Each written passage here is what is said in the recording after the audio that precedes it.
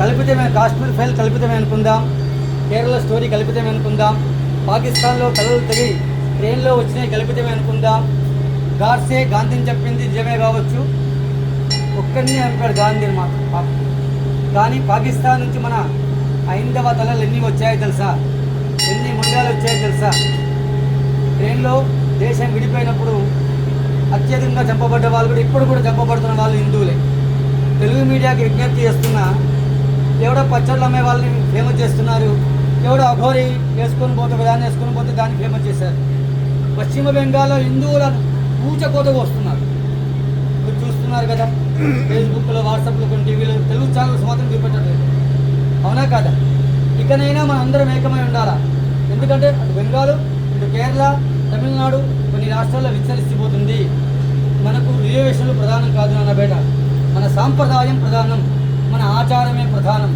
మన భావితరాల కోసం మనం ఏకమై ఉందాం, అఖండ భారతాన్ని నిర్మించుకుందాం, సమర్థమైన నాయకుడిని ఎన్నుకుందాం దయచేసి. ఎందుకంటే మన శక్తి కోసం, మన భూభాగం కోసం. పాపం తండ్రిని కొడుకుని చంపేశారు, ఎంత దారుణం. వాళ్ళకి వక్ఫ్ బోర్డు అంటేనే తెలియదు నిజంగా చెప్పాలంటే. సవరణ మాత్రమే చేశారు, ఏ దేశంలో వక్ఫ్ బోర్డు లేదు నాన్న, ఒక భారతదేశంలో అంటగట్టారు. చట్టాలు చూసుకోండి ఎప్పుడు తయారు అయ్యాయి మన కోసం.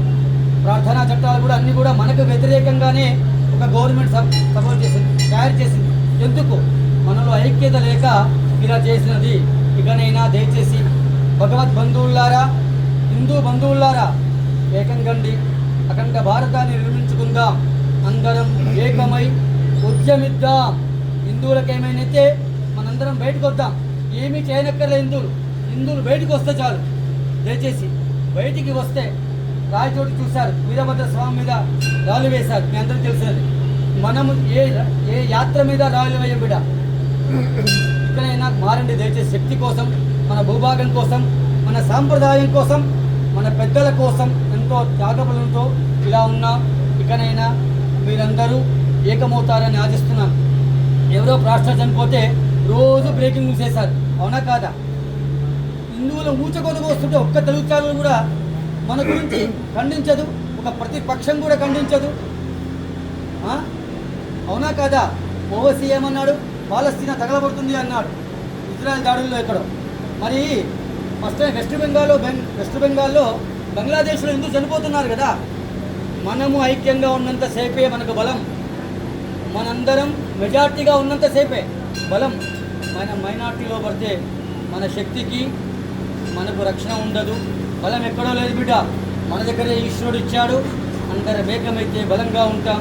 తాడు ఎంత గట్టిగా ఉంటుందో అన్నీ ఉన్నప్పుడు అలా ఉండాలి. రామనామ జపం చేసుకుంటూ రాముడు హనుమంతుడు మన శక్తిని ఇవ్వాలని కోరుకుంటున్నాను.